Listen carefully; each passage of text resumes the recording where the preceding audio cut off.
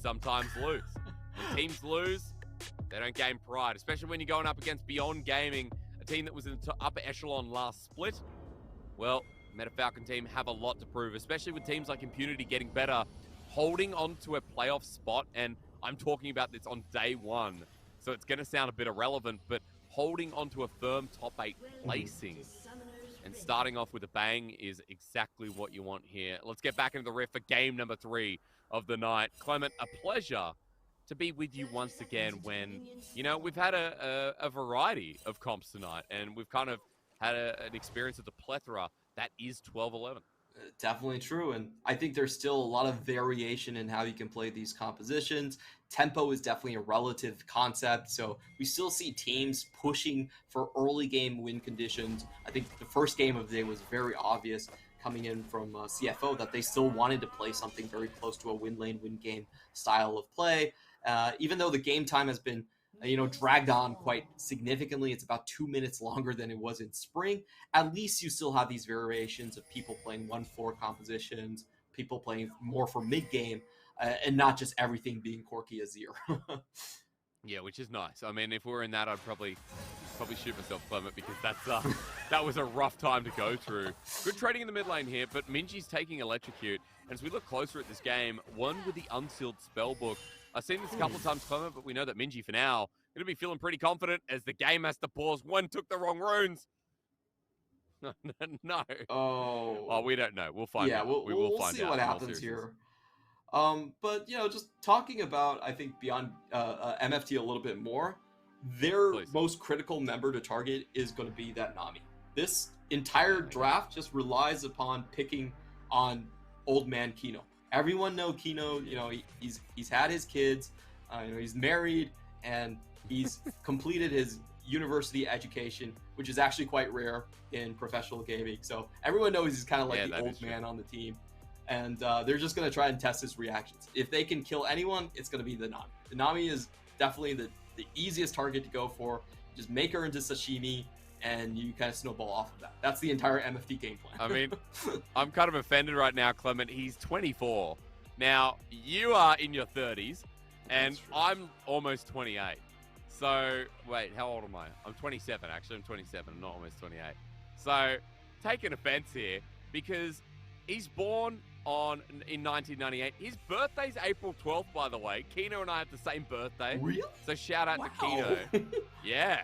I actually just went to look it up because I'm like, Clement's calling him an old man. How old is Kino really? I've been with Beyond Gaming to Worlds, and Beyond Gaming call him an old man, okay? Like, aging works differently in esports. I'll just put that out there. That's rough. Like, I feel like as soon as you turn 25, people think, you can't play competitively anymore. You have to be someone special, right? Like BRTT is an example.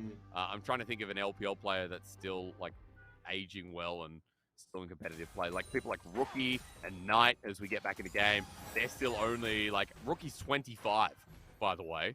So you kind of look at what they achieve in their young years. As welcome back to game. We'll keep it a bit relevant for you as, we talk about the old man, quote-unquote, Kino. Clement, before we went to that pause, you were starting to say that it is about punishing this Nami. That's what MFT want. Yep. For resets, for otherwise, looking for one part of this duo and setting themselves up with a mid-game. Yeah, I think that has to be the target here. I don't expect them to win bottom lane. It's very difficult in this matchup. So what you're going to see is probably MFT just hold on to level 6 before they fully commit onto one of these lanes. Beyond Gaming is definitely going to be the aggressor in both the bottom side and the mid lane, in the laning phase. And for them, I don't really see them trying to gank all that much either. It's not very easy to gank with the Nami. The Aqua Prison is almost impossible to land if someone is watching. So I just kind of see a farm up and the laning phase tipping over to Beyond Gaming just because of the lane matchups themselves. And maybe even a bit more, because as blue buff starts here from Husha, 665 waiting patiently, but Kino's here. A nice ebb and flow, but this is going to turn quickly. Beyond Gaming, they found the stun onto the sport. Clement, you said it. Kino's flashed on and he's dead. Earlier than expected, but a very least condition hit as a nice another ebb and flow. Meta Falcon team taking the fight and taking it handedly. One's going to get the kill. That's 2 for Meta Falcon team, and it's Beyond who went too deep for the invade. That was my biggest worry with Beyond Gaming, because Kino does not play enchanters. He is an all-in, just tank carry type of guy. So I feel like in skirmish situations, enchanters are actually incredibly weak. They rely on getting multiple rotations off, and this was a play for them that we're seeing right here from the observers. Great observing here. That NFT had full knowledge of. He sees the Wukong, knows what he's planning. He gets the Leona over, and in these short skirmishes, I'm just thinking like, you know, tank supports are just so much so much stronger in these situations. They pack hard crowd control, they have more upfront damage, and they're able to get the reset here onto Nami. And I think this is gonna shift the matchup quite significantly here. Oh, well, maybe it won't. Maybe it won't, because we come back to live and somehow we lose the context as to why Beyond Gaming got one after they were handed a bit of a silver planet. Clever. Yeah, interesting. Didn't get to see the start of that one. Husha does come in with a red buff, so maybe that was very helpful in securing that one.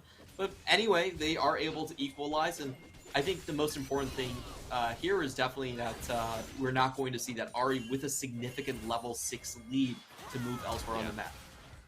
Let's have a look. Glacier Path flushed away from Clement, and 665 comes in. Wow, that was surprisingly easy. Yep. Hey, just got we're seeing it again. Lakai with a great flash. Oh, that boomerang as well tags him on the outside. Husha comes in, whack down the auto. Lakai coming in clutch, man. That play was all him. Yeah, Husha showing up to play here. We didn't really get to see the start of that one, but I believe it was another situation where Husha just was able to track 665 and pull the trigger a little bit faster here. So the solo lane's already going very, very well for Beyond Gaming in this one, and I do think that means Beyond Gaming can almost take a free Herald, because their bot lane is going to be constantly pushed, and I don't see any lane that can actually push out and punish Beyond Gaming if they just want to just straight move towards the objective. But I just don't understand, Clover, because it was that invade that sets up for, you know, Whale 1 to navigate through their lanes a little bit easier. The resources coming through. Yes, we still know that Beyond Gaming, as you said, have winning lanes, but for Meta Falcon team, their jungler now caught out in a couple of positions. The setup for one, the setup for Taco, both going wrong, and we go back to square one. Now, Meta Falcon team are going to be starting the Dragon here, Clement, but you can see already Husha's starting to walk over. Minji trying to do the same thing now that he's level 6. Might be too late. Ooh, this is MFT still holding on to a lead in their bottom side because of that kill and assist. But here we have Beyond Gaming trying to close the gap. Well, he's level 5 now. Husha walking in really fast. Kino looking for the slow. Active Prism doesn't connect, but look over the wall. Minji does. That ult coming in handy, and unable to use his Clement. We get into small chokes, and Beyond Gaming are flourishing. Yeah, that was a little bit weird, because Wen actually didn't try to stop Beyond Gaming whatsoever. Beyond Gaming were just able to walk past the Ahri completely unmolested and close down on the targets. So I feel like that was a bit of a communication mistake from MFT, that like they had the players in position, but Wen didn't try to interfere at all. Yeah, kind of just sat there. I don't know if his mana was low, Clement. But yeah, it's kind of crazy to see this bounce back. Beyond Gaming now in their lanes once again, 500 through mid, 500 jungle, 300 in the top side. A very significant lead that's built up here, and it's only going to get worse. Clement, we saw Minji with the ultimate, but more importantly, Husha with the Cyclone is coming up ready, available. Meganar will be there for the Herald too. I'm kind of curious as to what you think now with how the game stage changed. What do you expect in front of the Herald that's coming through? So both solo lanes should have the pushing potential right now, and I think the safest play for Beyond Gaming is actually just move Lucian up towards the top lane. Like at this point, Lucian isn't getting a whole lot off of this bot lane just because of the kind of like the kill factors that's gone over to MFT. So once they have the shove, I just expect them to start moving, because honestly, as an Ezreal, you don't really have that much wave clear potential. The same thing goes for the Leona there as well. So it's very easy for Beyond Gaming, I think, to set up with a numbers advantage here. moving around with vision. That's kind of been the game so far here for MFT. Got to give them props. Their vision control has been really nice, and what's set up for the first play onto Husha, the catch out on the blue buff. Also the vision control towards his top side, and deep, we really don't expect it, has given them good tracking onto this jungler. For now, as the Herald starts up, there's nothing really they can do. Minji starting to regain more and more control of this mid lane. Top side continuously pushed up against this Kayle, and as Husha picks up the Rift Herald, Clement, give me a lane, tell me the progression now that you have a bit of tempo. Meta Falcon team actually starting the tempo on the bottom side. Onto Wako here, the engage begins. Both someone's already burnt. Kino can't heal him up. And the Heartbreaker burnt for the flash as well. One now caught out on rotation as Minji has him, but ulti won't be committed. Husha was nearby, but I guess Minji just didn't want to burn it, considering Cleanse was there. I just want to say that was hella greedy from Beyond Gaming. Like, I'm very surprised that their bot lane continued to push after their Herald was already taken. We've talked about this in pregame. This bot lane cannot survive. If Viego comes down, like, I don't care how you play this, but one of you is dying. Between the Nami and the Lucian, it's just too hard to survive this one. And sure, MFT do have to burn a lot of flashes, but that, to me, was just greedy for Beyond Gaming. There was no reason they should have stayed that far up. And, you know, props to MFT, they do punish. Well, the game continues to be back and forth. 7 kills, 9.5 minutes, just about 10. And where do we leave this, Clement? Like, what do you even say about this? Because every single time, it seems to be based on a whim that these picks are picked up. We go into a replay, we miss the next one. It's like a jungle difference at each turn. This feels like the patch never changed, honestly. This is like your old comfortable tempo, how League of Legends is supposed to be played, and then you look at the other regions and everyone is sitting like sub 5 kills at 15 minutes and things are going super quiet. This is a nice change of pace. Like, we should actually savor these type of games because they don't come around very often in this patch. That's right. I mean, things are a lot slower than usual, and kind of nice to see this pace of the PCS as Herald gets dropped down in the mid lane now. That gold going across goes to Minji, goes to Husha. Clement, I want to point out that things are only going to keep getting sped up, considering that you even said in draft it was going to be a faster game, but we've also got a Divine Sundra on this jungler here. Husha in control, Minji the same, Lakai shortly behind. We are going to have those mythics quite soon, and Dragon's up in 30 seconds where I feel like Beyond Gaming might have a bit of an edge. For sure. I think Beyond Gaming just have so few targets that are actually burstable at the start of the fight. Like Wukong, he can go invisible. Lissandra's never a great target. And Lucian could actually be picked out here. Wako's missing both of his summoners. But for MFT, like, their entire composition just relies on bursting down one target and going into reset mode. So that's the most important thing. They're going on Wukong. Not sure about this one. Set of plays. Cyclone, tidal wave, and maybe not. You're going to give it to them as the Heartbreaker doesn't get him out. Issues next up. Beyond Gaming were engaged upon, but unfortunately, Clement, that was AD damage as Whale going to take the culling, healed away. The last bullet's flying through. He survives, but Husha's there. He'll finish it up surely. There's one now in the mid lane still. The Ignite goes down from him. Resets the summoner. That'll be Flash. And Husha was unable to get the kill on the bottom lane after all we saw. That was such a weird fight. MFT with full vision on Beyond Gaming members. Like the other ones. Yeah, they decided to pull the trigger on Wukong. And, you know, Wukong is a champion I specifically said that would not be burstable. They still went for it anyway. I'm not really sure about why they were pulling the trigger here. I just don't see any way for that to be successful. Yeah, they have full vision on all members too, so... Okay, I guess they just miscalculated. I don't have much to add. Well, I guess the all-in was, you know, yeah, you're right. Maybe not calculated in that state. We come back to live. Whale will survive here, but Dragon goes down to Meta Falcon team. So at the very least, when you're talking about their mid-game triumph, MFT still have an opportunity with controlling the Dragon pace in this game. But that's one thing we can say, despite everything going wrong, is speaking of going wrong, Lakai versus Taco continues to happen in front of our eyes. And look, he's got friends.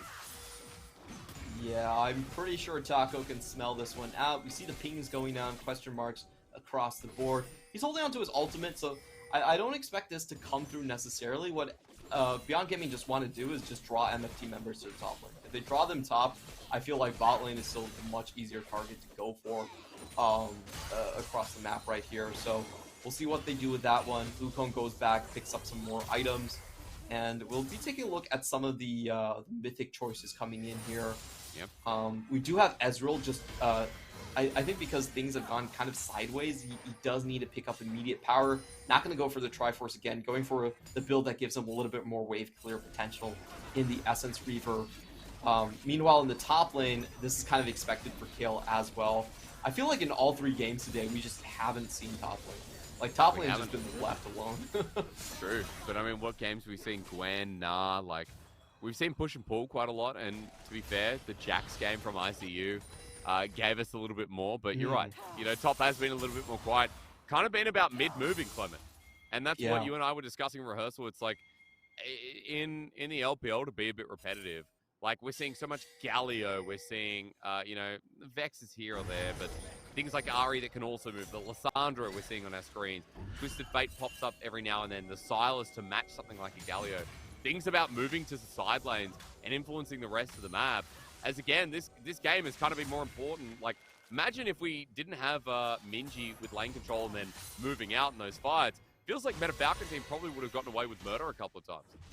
For sure. I feel like the Ahri definitely is very powerful, and the all-in potential from their bot side is great as well. You know, talking about moving mid lanes, even though Talia isn't, I would say, blind pickable, I think she's incredibly strong coming into the patch, and we do see her just being kind of OP tier in both mid and jungle on this patch as well. So that's one of the sleeper OPs that I really think would fit Win and his role on the team. So I'm looking forward for both 665 and Wen to pick that champion up.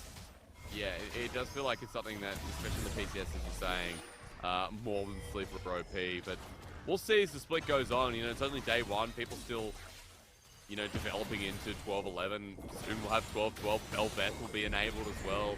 Like, it's going to be a completely different environment. At some point, Nyla will be here, Clement, and that's just going to be a nightmare in itself. That champion is like, you know, Velvet ×5. So, yeah, we got a lot to look forward to with some of these champion picks. We get a Rift Arrow charging while we're talking away. 3k gold there for Beyond Gaming. Yes, they open up mid lane. Minji can start moving now a little bit as well, Clement.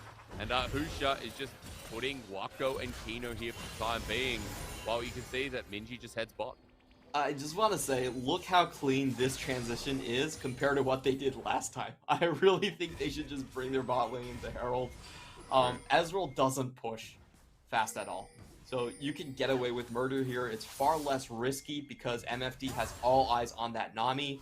They want to get a piece of her, and you just deny that by moving into Herald. They trade better in both ways. They get the extra gold, the extra objective. So, you know, I feel like Beyond Gaming did kind of fumble a couple points in their early game, but so did MFT, so we're back to equal. Yeah, we are. And coming back to what you said, how do you feel about the state of the game? Because at least this Kayle is getting to the point where, you know, will be relevant. Level 12 is a great sign here for Taco. And I wanted your 2 cents as to how the game progresses when you said that MFT had a very strong mid-game comp that, you know, could play around a lot of these skirmishes. I just think that MFT, they drafted for 2 things at the same time, but they might get away with it, because the kill is a ticking time bomb. You get her to level 16, and you look at Beyond Gaming, they don't have range.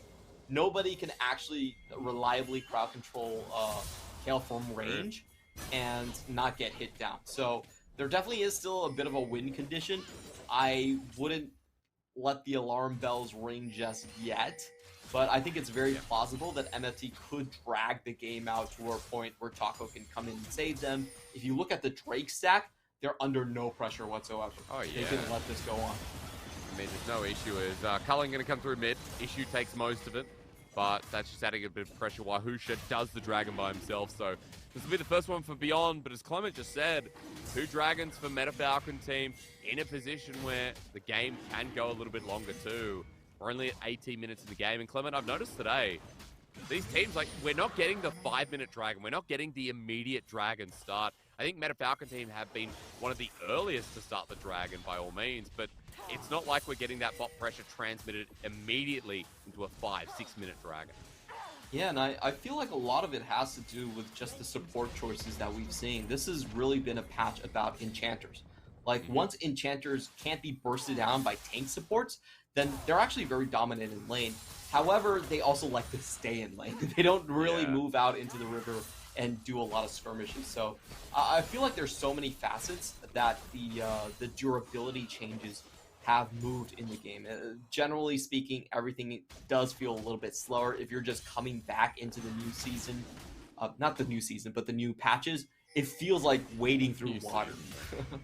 I mean, you're not wrong with like the feeling of a new season, right? This patch is, for me, looking at it when LPL started, Clement, I was like, hang on a minute. You know, 12-10 was huge. 12-11 as well was a bit of a pile-on.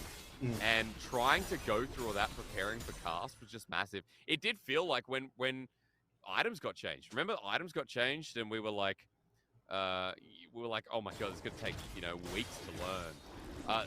Durability wasn't that bad, but it was still a lot to take in, considering that the game state changed massively off of it. Yeah, and there's a couple points that can help people understand what got stronger and what got weaker just right off the bat. So whatever does percent HP damage got stronger, because relative to flat damage, you kill at the same time. Another thing that changes, if you're a tank that relies on resistances instead of regeneration, then you also got stronger, because regeneration got nerfed while resistances were not touched. So the champions that benefited from that the most, Sejuani and Wukong, and there are a lot of fringe champions that fit that bill as well. Olaf is one, because he doesn't lose resistances anymore. He can run at people, and also I think one that I'm keeping my eyes on, because it's one of my favorite picks from previous seasons, is actually Shyvana top. Shyvana does a ton of damage, kills in the same speed because that flame breath is percent HP, and she also gets extra resistances off her passive, so she fits the bill really nicely. Got played in LPL there. They Omji Shan pulled it out, but enough of that. Looks off. Falcon team are walking into certain danger. 1-by-1 his issue is the second to go down. A double already. Wacko unleashes hell and gets the collector proc. That's a triple kill. Running in for more as Taco finally pops that ulti. And all of a sudden the game speeds up as when running back in. Acropris and easy. Wacko wants the quadra here. All he has to do is run forward, but Relentless Pursuit is already down. Beyond Gaming punishing 665, and with it the dominoes. Poor Clement, one mistake and Beyond moves straight to the Baron and what feels like the game in the palm of their hand. Yeah, that was such a weird sequence. So once again, MFT does have knowledge that the members are converging from Beyond Gaming. Beyond Gaming has somehow managed to pull the trigger faster. You know, they walk through wards, they stand right in front of a tower, and MFT do not react. You know, the Kale ultimate comes down a little bit late. So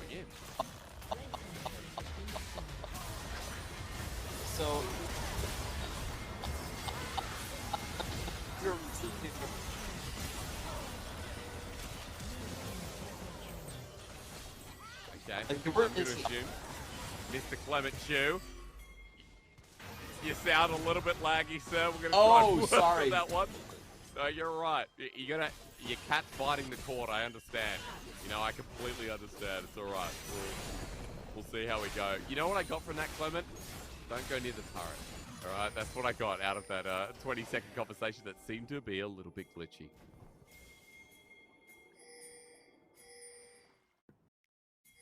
All right, I should be back. Do I sound better now? Yeah, you sound amazing now. Go for it. Thank you so much, man. I just feel like MFT they underestimated their opponents so heavily. Like, you can see the pings that they suspected Beyond Gaming was around the corner, and you still saw 665 trying to wave clear it with Spectral Maw, and he's just instantly blown up. The Divine Intervention wasn't used by Taco either, so it just felt like they were caught in the daze, and once they started losing, they also weren't really sure how to react here. So Beyond Gaming, massive runaway play right here. I'm not exactly sure that Taco can get to the point where he's strong enough to carry the team at this point. Finished the second item. I think it's a little bit late. I mean, well, you know, the laning phase gets a little bit better, you know, Clement, with everyone being more durable. We've seen late game Kale do a lot as usual, but not as much as before. I think it's kind of important to note that, as you said, there's a match here as well. That's a good divine judgment from Taco. To be fair, reaction time gorgeous, but caught out again. That's the third time that Whale has been directly in front of Lucian, and they'll pay for it. Beyond Gaming are taking everything with the member removed from combat. Oh, I just love Executioner. Lucian. It is so satisfying to watch him pop people with only one ability used. You can get the extra on-hit buff coming in from Nami as well in that sequence, so just really well done here by Wako. And NFT are going to find it hard to move out of their base at this time. I think Beyond Gaming actually has a lot of sticking power. If you look at the Lissandra and the potential invisibility Wukong engage, like, how do you even walk out at this point? I don't think they have the ability to control their jungle at this junction ever. Like, they need a major engage and someone to make a huge misplay from Beyond Gaming. Yeah, how are they ever going to get out there, like, for the rest of this game? 7k gold lead, Dragon coming through, and yes, Meta Falcon's team still made it so that this Dragon Soul, this Mountain Soul, won't be coming through for Beyond, but we're just kind of waiting here to see how far Beyond Gaming push into the base, because for MFT, they're on death's door a little bit here. Taco is trying to get level 16.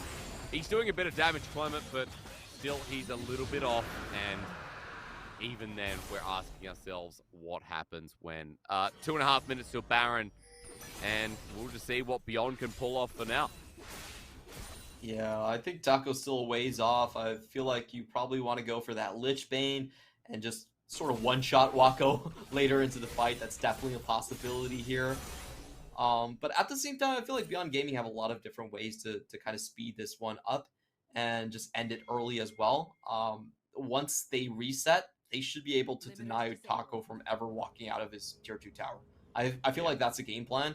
Like, if you can't force Taco from getting EXP, at least starve him for CS. Like, that's a perfectly valid way to kind of slow down the growth of Taco, while at the same time just suffocating the entire team from MFT as well. And we are moving into that territory where I feel like Beyond Gaming will just start Baron right off of the timer.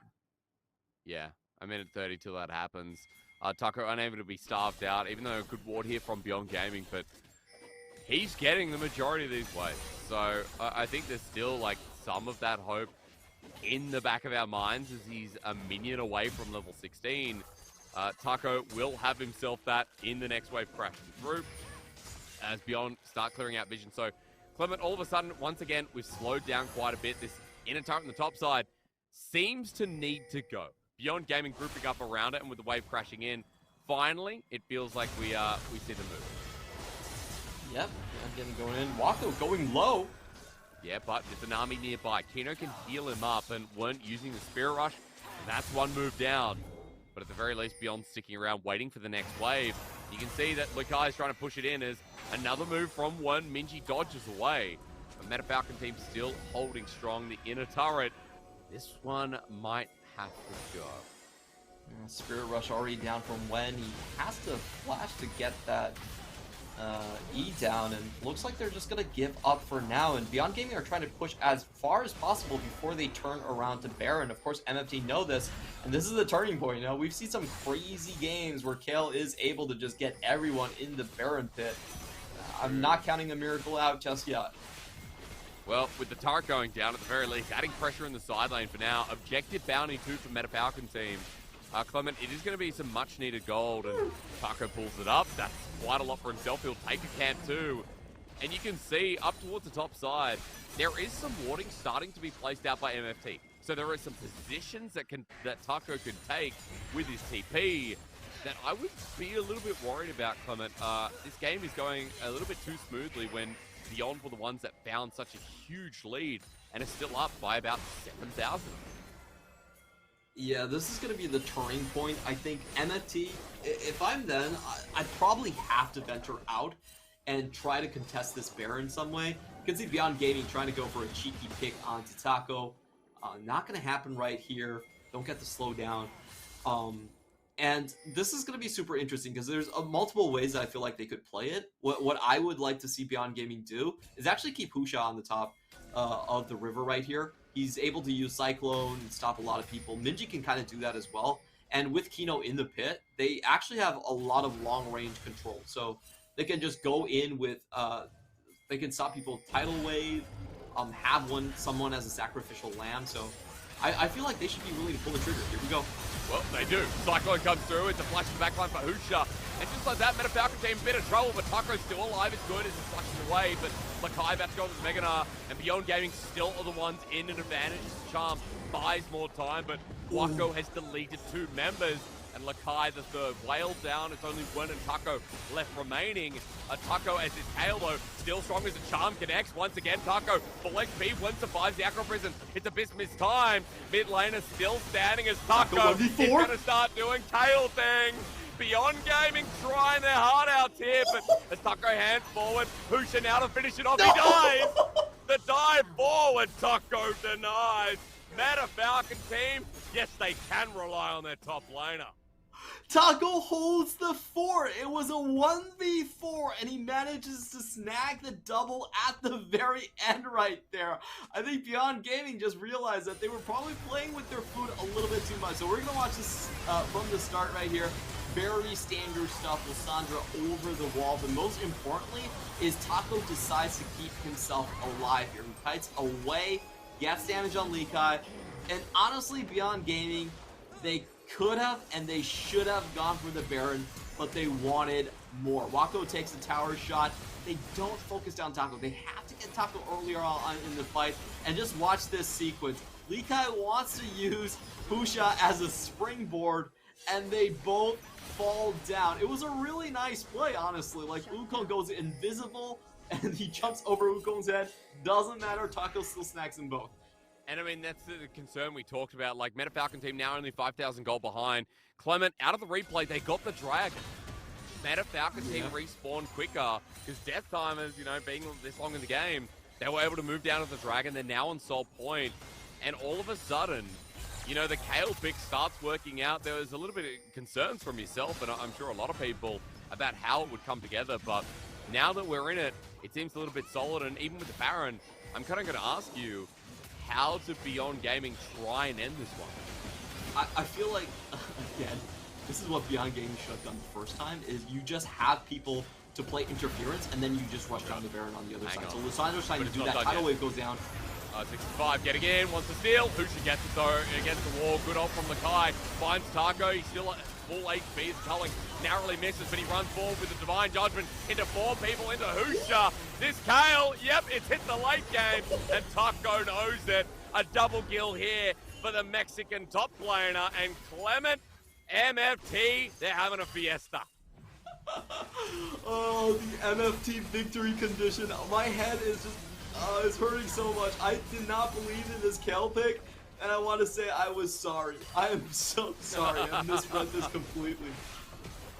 I think Beyond Gaming, there's a couple things that did go wrong for them. Number one, their Nami tidal wave whiffed completely. I don't know where Kino was aiming, but he wasn't hitting the ramp. He just kind of went through the goalposts on that one, so it didn't stop anyone. And they allowed Kayle to get down the river.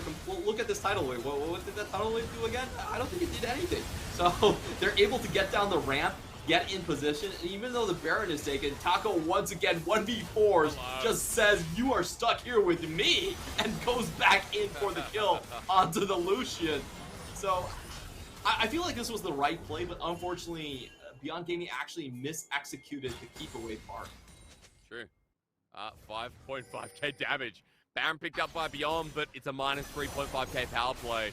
And MFT are still within range. 3,000 is the gold, getting less and less relevant as we go on. A 4-item Kayle on that top side that's now brought the game back, that is close to Flame Horizon, that has a GA that's just picked up. Full items. You can see Taco's so close to his screen. He's becoming Kayle with each passing minute, Clement. Oh boy, this is getting kind of crazy. I feel like this always happens between Beyond Gaming and MFT. Beyond Gaming for sure are the more experienced team. They have the better laners, but MFT have consistently been the ones to take down Beyond Gaming. They are the Beyond Gaming kryptonite for some reason. And we're just seeing it again. Like, I feel like every Beyond Gaming MFT game is a classic because for some reason MFT is always able to claw out a team fight. Was this the one where was it Wako that was the AP Kaiser last split, Clement? And we just saw the poke out, got to 45 minutes plus. Was that the MFT game? Because I remember there was something crazy. I remember casting it, and you're right. It's always kind of ends at this late game stage. One big play. And I remember last time it kind of flipped on its head where Beyond looked like the favored one and MFT suddenly just found a fight out of the blue. So here we are yet again. The Kale has been the talking point for the last 5 minutes for good reason. And Beyond Gaming are just hoping that MFT make a mistake. Yeah, this is... they need to pick off the Kale at the start. They need to burst her, get her to use Divine Intervention on herself, and then save the CC for when the Divine Intervention is there. So you want to CC her while she's in her ultimate, and once she comes out, you can kill her afterwards. So, but then Clement, she has GA. So then what? Then you do it again. I think that's Okay. the only answer right now. Okay, well, good Aqua Prison at the very least. Minji in a flanking angle. Maybe that turns the tides here for Beyond Gaming.